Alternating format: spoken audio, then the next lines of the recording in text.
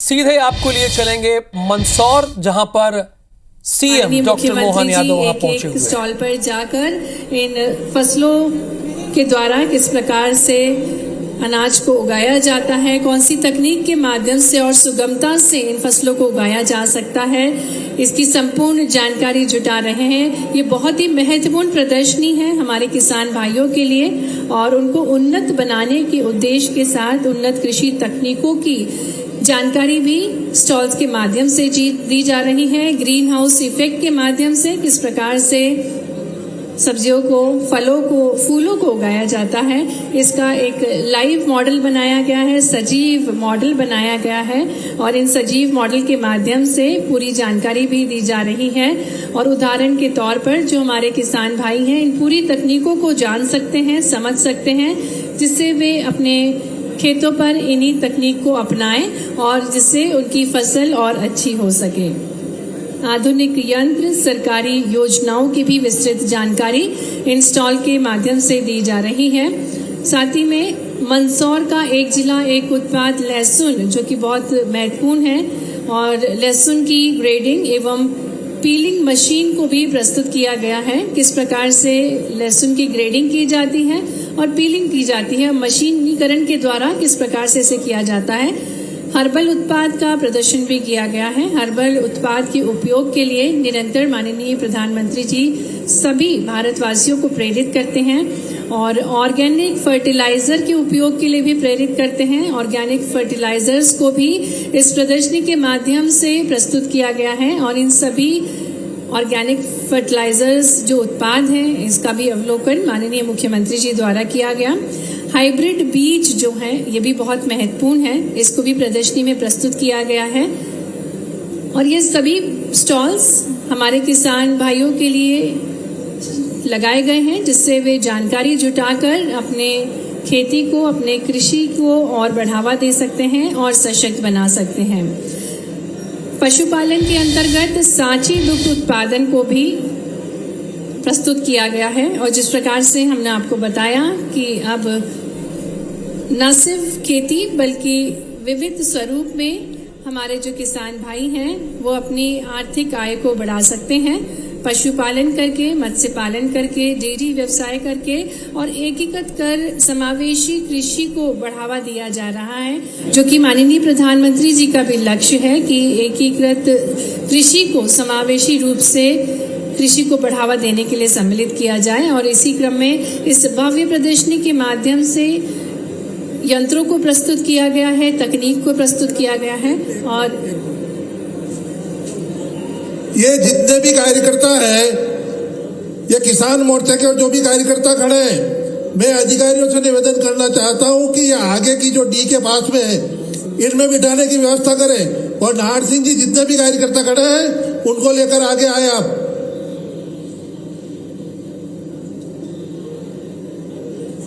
पुनः आप सभी का हार्दिक स्वागत है, हार्दिक अभिनंदन है और माननीय मुख्यमंत्री जी प्रदर्शनी का अवलोकन कर रहे हैं और इसी प्रदर्शनी में ऑर्गेनिक फर्टिलाइजर, हाइब्रिड बीज, पशुपालन के अंतर्गत सांची दुग्ध उत्पाद, गौशाला उत्पाद, गौ संवर्धन के लिए भी निरंतर माननीय मुख्यमंत्री जी जन जन को प्रेरित कर रहे हैं और इसी क्रम में गौशाला बनाने के लिए भी प्रोत्साहित किया जा रहा है। संपूर्ण मध्य प्रदेश में जो हमारे किसान भाई हैं वो डेयरी व्यवसाय को भी अपना सकते हैं अपने आर्थिक सशक्तिकरण के लिए और इसी क्रम में गौशालाओं में जो उत्पाद बनाए जाते हैं उसकी भी प्रस्तुति स्टॉल के माध्यम से की गई है।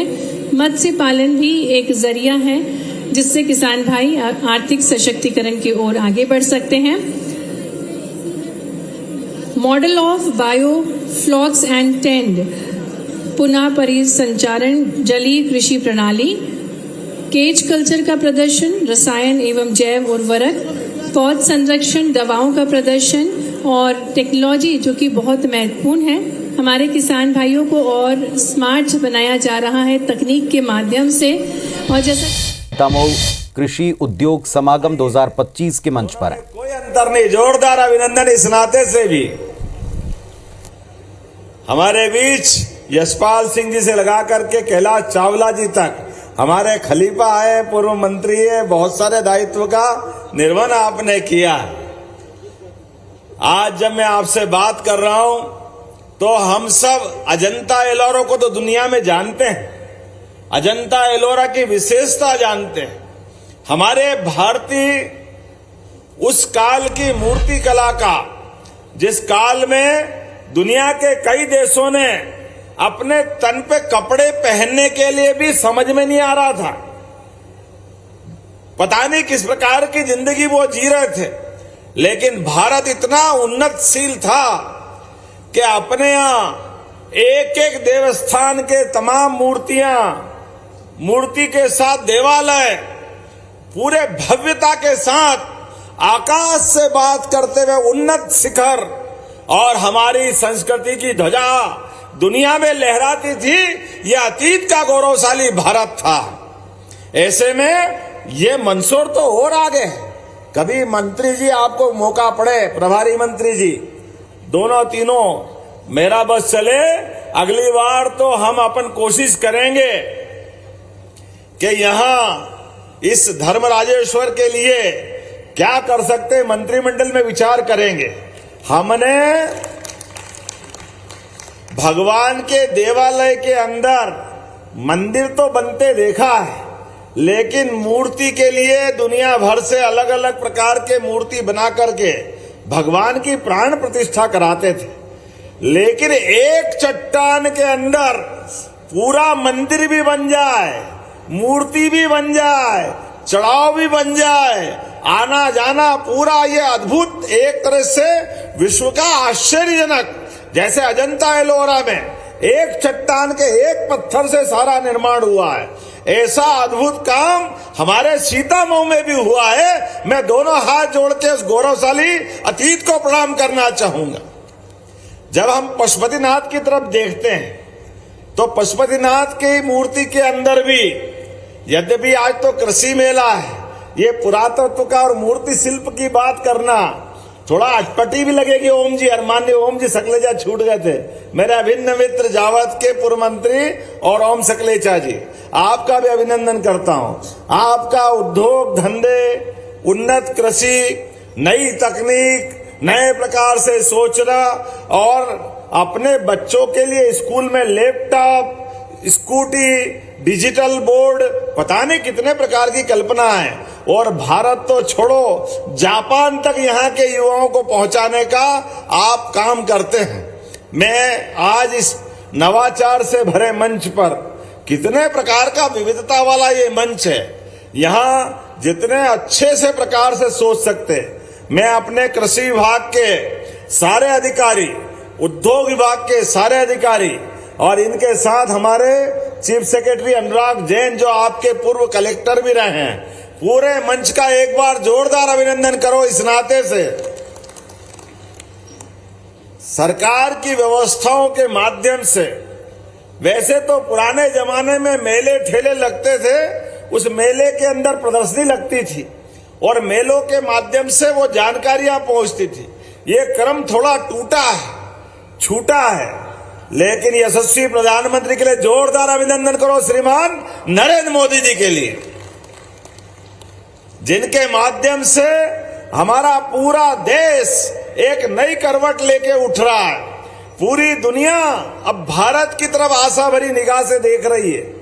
हम सब जानते हैं, माननीय विधायक जी यहाँ हैं, पानी, खेती, उद्योग, इन व्यवस्थाओं के लिए जो ध्यान देना चाहिए था, बड़े दुर्भाग्य के साथ कहना पड़ेगा, आम आदमी हमारा मध्य प्रदेश तो परमात्मा की दया से कई कारण से अत्यधिक भगवान के प्रति आभार मानता है।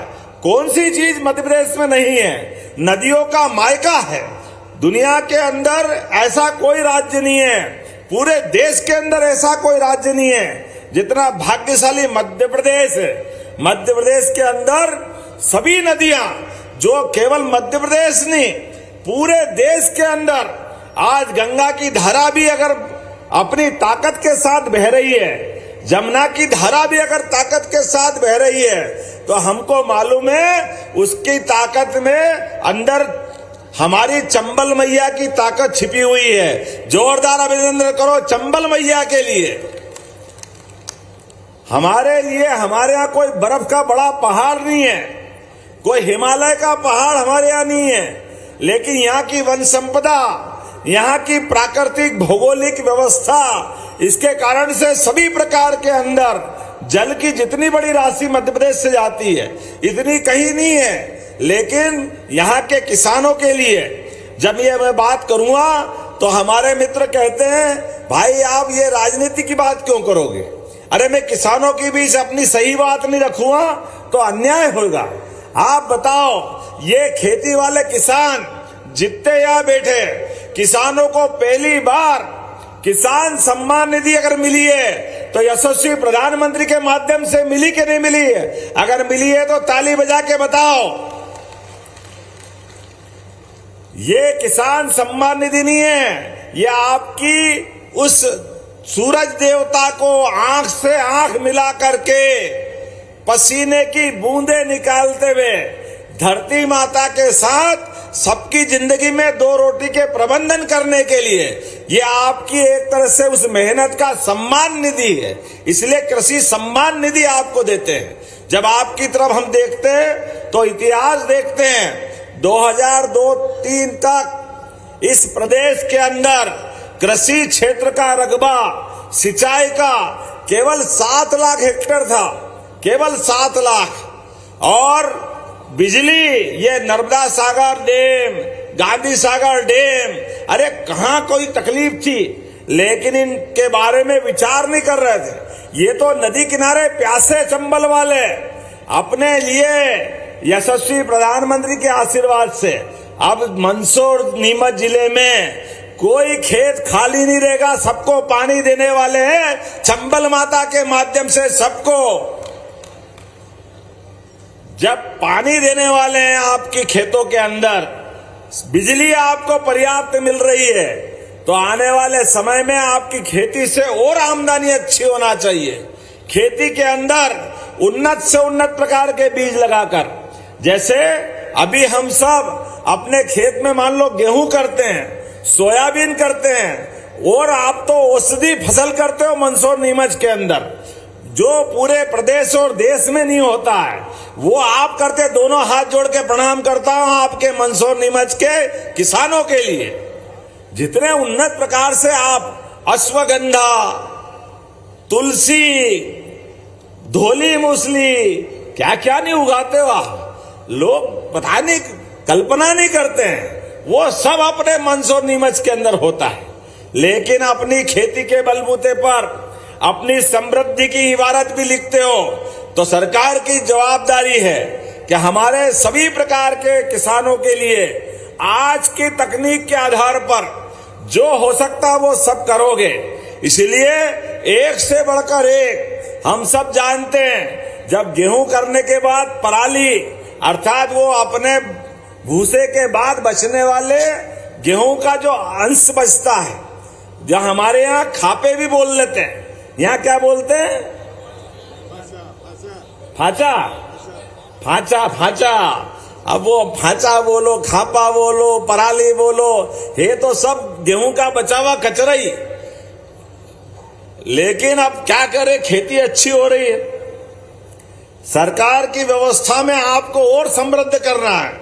जाने अनजाने हमसे पाप हो जाता आग लगाने का, अगली फसल हमको करना है और वो खापे खत्म ही नहीं हो रहे तो आग लगा लेते। लेकिन हाथ जोड़ के निवेदन करता हूं, इससे माफी मांगो। अगली बार अपने खेत के अंदर के सारे ऊर्जा के जो जो तत्व हैं, धरती तो हमारी माता है, हमारे खेत से हमारा परिवार पलता है। ऐसे में जाने अनजाने आग लगा करके खेती की ताकत को कमजोर नहीं करना है। इसलिए हम मशीनें लेकर आए हैं, और मशीनों की कीमत जो दिख रही वो तो दिखेगी, उस पे भी अनुदान देने वाले हैं। वो घर घर गोकुल। तो ऐसे में अपने गोपाल कृष्ण के लिए जयकारा लगाओ, बोले गोपाल कृष्ण भगवान की। अरे हमारे यहाँ गाय पालन नहीं होगा, गोपाल नहीं होंगे तो कौन होंगे? हमारे अपने आराध्य है। जब प्रभु राम अयोध्या में मुस्कुरा रहे हैं, तो गोपाल कृष्ण क्यों नहीं मुस्कुराना चाहिए? बोले आल की पाल की। तो हमारे अपने परिवार के अंदर दूध उत्पादन बढ़ाने के लिए, खेती अच्छी करने के लिए, बागवानी अच्छी करने के लिए, और अब तो अच्छे पानी के बलबूते पर जगह जगह बागवानी करने के लिए भी, फलोद्यान करने के लिए भी हमारी सरकार मदद करने को तैयार है। अपने यहाँ पर अच्छे बाग बगीचे लगाओ, अच्छे से अच्छे जेन इरिगेशन, और दुनिया भर के लोग यहाँ आए हुए हैं। आप तो वैसे ही संतरा मौसम्बी की करते हैं, आजकल तो और अच्छे अच्छे फलों की खेती भी हो रही, इसमें भी अनुदान हमारी सरकार देने वाली है। हर एक खेत के एक एक इंची जमीन किसान अपनी जिंदगी के लिए बेहतर करे, इस पे प्रयास करने की जरूरत है। इसलिए हमने कहा एक जनपद में एक वृंदावन गांव बनाएंगे। वृंदावन गांव मतलब उन्नत किसान, अच्छे से आबाद जिंदगी, स्कूल कॉलेज व्यवस्थाएं सुव्यवस्था में बदले, इसलिए आदर्श गांव वृंदावन गांव ये हमारी सरकार ने तय किया।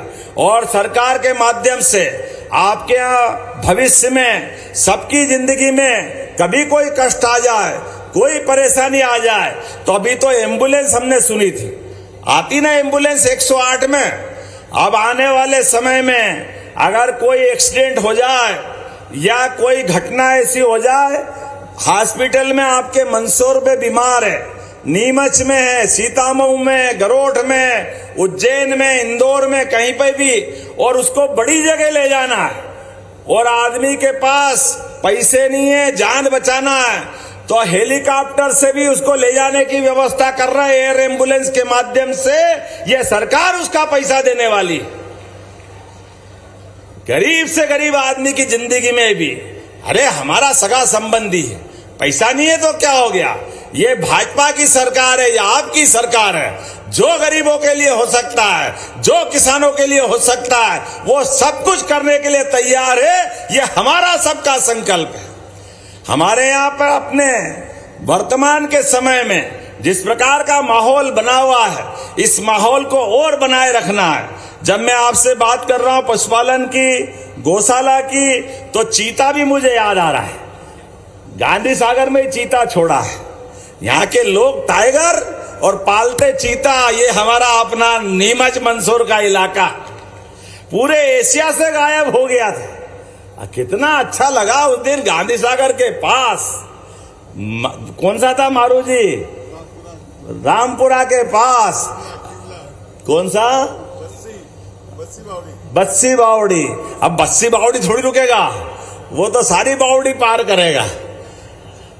जब अपना यहाँ वन्य संपदा की बात करते, अरे हमारी संस्कृति तो चींटियों को भी आटा दे करके, गाय और कुत्ते की रोटी दे करके, तब तक उनको नहीं दे तब तक अपना पेट नहीं भराता है।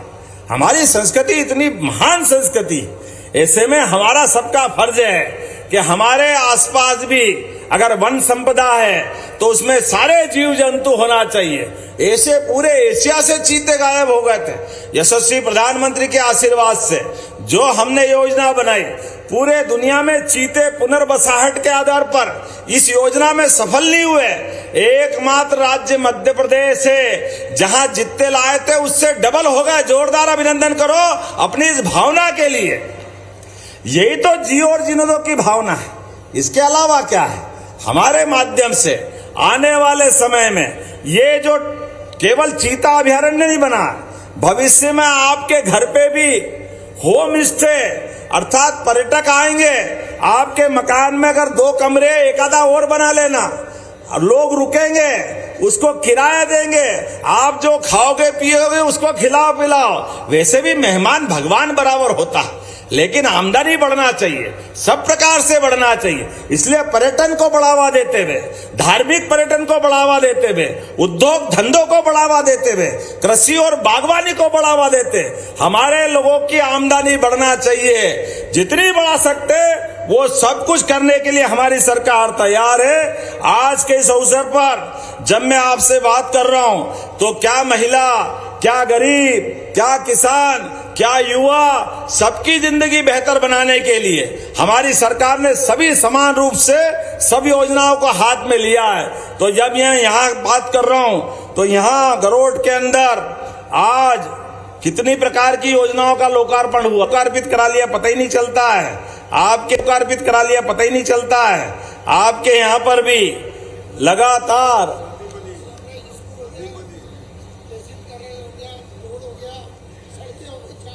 देखो पेट ही नहीं भरा रहा है। भगवान सांदीपनी जिनके कारण से वो भगवान सांदीपनी के आश्रम में 5000 साल पहले कंस को मारने के लिए यहाँ अपनी शिक्षा ग्रहण करने आए, तो ऐसे सीएम राइज बोलते थे। हमने कहा यार इसका नाम बदलो, अंग्रेज चले गए, अंग्रेजी नहीं गई। अरे भगवान कृष्ण जिस विद्यालय आश्रम में पधारे उसको सांदीपनी आश्रम कहते हैं। वो मध्य प्रदेश का नहीं देश का गौरव है, जहाँ 64 कला, 14 विद्या, 4 वेद, 18 पुराण सबकी शिक्षा ग्रहण की। और भगवान ने कंस को मारने का तो पराक्रम किया ही, लेकिन उनके मुखारविंद से जो पवित्र गीता निकली वो दुनिया का सबसे ज्यादा पढ़ा जाने वाला पवित्र ग्रंथ है गीता माता। ऐसे में हमने तय किया है अब सीएम राइज को सांदीपनी विद्यालय के रूप में जाने जाएंगे। जोरदार अभिनंदन करो हमारे बच्चों के लिए। सांदीपनी विद्यालय भविष्य में श्री कृष्ण, श्री बलराम, सुदामा, कृष्ण बलराम, गरीब अमीरी की दोस्ती का कितना बड़ा उदाहरण है। ये हमारी गौरवशाली संस्कृति है। ऐसे विद्यालय सांदीपनी विद्यालय कहलाए जाएंगे, ये हमारा प्रयास रहने वाला है। जहां जहां भगवान कृष्ण के चरण पड़े, एक एक स्थान को तीर्थ बनाने वाले हैं। जब मैं भगवान कृष्ण की बात कर रहा हूं तो मुझे खुशी है, राजस्थान सरकार के लिए भी जोरदार अभिनंदन करो। मेरे मित्र भजन लाल जी के माननीय बैठे हैं, राजस्थान से होते हुए भगवान कृष्ण उज्जैन पढ़ने आए थे, तो पूरे मार्ग में जिस जिस गांव से गुजरे, प्रत्येक स्थान में जहां जहां लीलाएं हुई है, सभी को हम तीर्थ बनाने वाले हैं। और वर्तमान के दौर में जब हम अपने गीता जी की बात करते हैं, अगर कल्पना करो भगवान उज्जैन नहीं आते, सांदीपनी आश्रम नहीं आते, तो उनके मुखारविंद से शायद गीता पता नहीं निकलती कि नहीं निकलती।